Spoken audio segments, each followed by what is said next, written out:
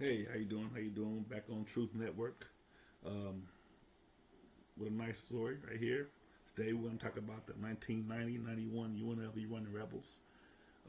This generation does not really know how great this team was, so we'll talk about it. Let's talk about it. They won 45 straight games.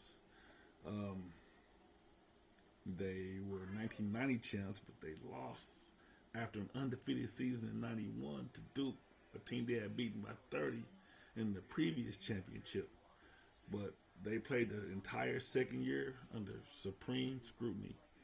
They were contested in every way. They were bashed in the media. Their coach was constantly attacked. Their program was attacked. A lot of folks wasn't really used to this type of team, this type of style of play. This, the way these guys played, and how they dominated. I believe in '91, their average margin of victory was about 27. So they were dominating teams, dominating them. So let's jump into it real fast. 1990-91 UNLV Running Rebels. What if the greatest college basketball team ever never got to finish what they started? They had personality. They played with passion. This is the story of the UNLV Running Rebels, a team that didn't just win. They embarrassed opponents. They broke records. They changed what basketball looked like. And at the center of it all was Larry Johnson, a man who would become the #1 pick in the entire NBA draft. But right as they were... Grandmama. That's what they called him when he got to the league. Charlie Hornets' Grandmama. He was one of the most well-known athletes in the 90s. Great player. Building one of the most dominant dynasties in college basketball history. The NCAA stepped in, and what happened next is still debated to this day. How does a school in the middle of the Nevada desert become the most feared program in all of college basketball? Before Jerry Tarkanian arrived, UNLV didn't even have a basketball identity. Locals called it Tumbleweed Tech. It was a small commuter school with no winning tradition and almost no national profile. Tarkanian changed everything. He arrived in 1973 with a vision that nobody else in the sport had at the time. He didn't recruit the blue-chip kids that Duke and North Carolina were chasing. He went to the junior colleges, he went to the inner cities. He found players that other coaches had written off, and he turned them into something nobody could stop. His philosophy was built on speed and relentless defense. Full court pressure from the opening tip, a fast break on every possession, and an offense so up-tempo that by the time your lungs caught up, the game was already over. By the late 1980s, UNLV had already made 3 Final Fours. But the best was still coming, because in 1989 the pieces finally came together in a way that nobody had ever seen before. What does a dynasty actually look like when it's being built? At the center of it was Larry Johnson, 6'7", 230 pounds. A forward with the strength of a center, the footwork of a big man, and the speed of a wing. He could score inside, step out and shoot, and run the floor like he had somewhere to be. He wasn't just good, he was different. There was no mold for what he was. But he didn't carry this team alone. Stacey Augmon, they called him Plastic Man because of those impossibly long arms, was one of the best defenders in college basketball. He didn't just guard you, he suffocated you. Greg Anthony was the engine, a transfer who ran the offense with intensity and toughness. He averaged nearly 7.5 assists a game and was one of the best floor generals in the country. And Anderson Hunt, a scorer from Detroit who had ice in his veins in big moments. He would become the most important player in the biggest game of the year. Together, they weren't just talented. They were dangerous, and in the 1989-90 season, they became unstoppable. What does a team look like when it's playing above the level of everyone around it? UNLV finished that season 35-5, not ranked #1 to start the year. But by tournament time, everyone knew what they were looking at. They scored more than 100 points per game. They ran through the tournament like it was a scrimmage. But no stat captures what they were. Their style was a punishment. You didn't just lose to UNLV. You got worn down by them. Minute by minute, possession by possession, they broke teams psychologically before the final score ever reflected it. And then came the championship game. UNLV versus Duke, a program built on tradition, coaching, and discipline. Against a program built in a Las Vegas parking lot from players nobody else wanted.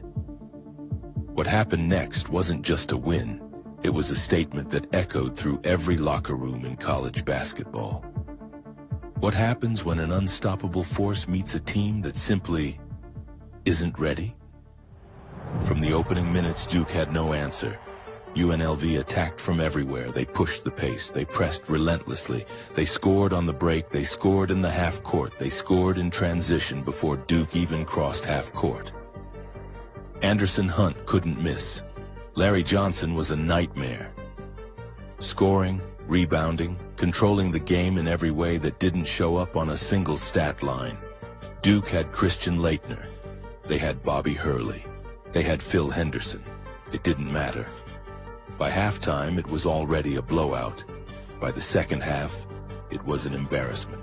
Final score, 103-73, a 30-point win in the national championship. The largest margin of victory in the history of the title game. A record that still stands today. UNLV didn't just cut down the nets. They served notice that something had changed in college basketball. So what happens when the most dominant team in college basketball comes back and decides to be better? Most championship teams lose key guys. They deal with the hangover. The hunger fades. UNLV did the opposite. Larry Johnson came back for his senior year. Greg Anthony came back. Stacey Augmon came back. Anderson Hunt came back. Think about that. 3 players who would all go in the top 12 of the next NBA draft chose to return to college for a chance at something bigger than money. That kind of thing doesn't happen anymore. The 1990-91 Running Rebels picked up where they left off. Ranked number 1 in the preseason, still number 1 every single week all season long. They went 27-0 in the regular season. They won the Big West tournament. They entered the NCAA tournament undefeated. 34 wins, 0 losses. The win streak they were riding went all the way back to the previous year. 45 games without a loss, the 4th longest streak in the history of Division I basketball. They were outscoring opponents by nearly 27 points a game. People weren't asking if UNLV would win the championship again, they were asking by how many. And then, something started happening off the court. Something that would change everything. Why would the most powerful governing body in college sports choose this exact moment to focus on UNLV? Tarkanian had been in a war with the NCAA for over a decade. It wasn't a secret. The organization had investigated him at Long Beach State. They followed him to UNLV. At one point during the 1990 championship season, the NCAA visited their campus 11 times and suspended 10 different players at various points throughout the year. 11 visits in one season. After UNLV won the title, the NCAA moved to enforce sanctions against the program. Punishment tied to violations they claimed dated back years, including Now, just understand how much this group was attacked. They were, getting sanctioned and attacked because they were just so dominant, and it threw off the whole structure of what college basketball was supposed to be. It's supposed to be disciplined. It's supposed to be kind of a little group that played half court, that played a little slower, disciplined. But here comes this group right here is playing fast with no barriers, no rules. It's playing freely and just dominating teams, dominating college best basketball programs like your Dukes and your Carolinas, and just beating them up. And it was just too much. So they chose to basically go after these guys for just being that dominant team, being that new age team that they didn't like. Questionable connections involving a gambler who had previously been convicted of sports bribery. Initially, the NCAA banned UNLV from the 1991 tournament entirely, but here's where it gets interesting. The university fought back. Tarkanian threatened to sue again, and the NCAA, perhaps aware that a tournament without the defending champion was bad for business, backed down. The compromise: UNLV could defend their title in 1991, but they would be banned from postseason play and television the following season. It looked like a win. UNLV got their shot, but the pressure had been building all year. The scrutiny, the investigations, the distraction of knowing their program was under siege. And whether it mattered on the court? That's the question that still haunts this story. Because the rematch was set. And this time, Duke was ready. Could anyone actually stop them? April 1991, the national semifinal. Now, you see right there, Duke added Grant Hill, who was a freshman at the time, who was a great player in his own right. Was probably the best team on the team with Bobby Hurley and Christian Laettner. Was probably the best player, and he was the equalizer. He gave him the ability to be able to play with the Running Rebels because of his great athleticism and his, and the way he played, and as good as he was. So he kind of equalized them slightly a little bit, just to be able to stand on the same court. He gave them that star power they needed. UNLV versus Duke, the rematch everyone had been waiting for. And from the start, this game felt nothing like the last one. Duke had spent an entire year studying what went wrong. Their coaching staff actually debated whether to even watch the film from the blowout. They didn't want to reinforce those memories. Instead, they built a new game plan. Slow the pace, force half-court possessions, take away the transition. For the first time all season, UNLV looked human. The game was tight throughout. Every possession mattered. Duke refused to fold. And then, with UNLV's season on the line, Greg Anthony, their floor leader, their engine, fouled out with more than 3 minutes still to play. That killed him. I'm just telling you right now, he was the engine. He was the one that webbed that team together, and he was the floor general, the leader of that team, in reference to distributing, scoring when needed to, just controlling the game, period. He was that good. The momentum shifted. Duke led by 2 in the final seconds. UNLV pushed the ball. Anderson Hunt, the same Anderson Hunt who couldn't miss in the championship game a year earlier. Now that injury when he fell, that was significant. I don't know why they didn't mention it, but that was significant. That kind of changed him a little bit during that game right there. And, he was a great clutch player. But after it hitting his elbow, that changed everything. After hitting his shoulder. Rose up for a desperation three-pointer. The ball hit the back of the rim. Bobby Hurley grabbed the rebound.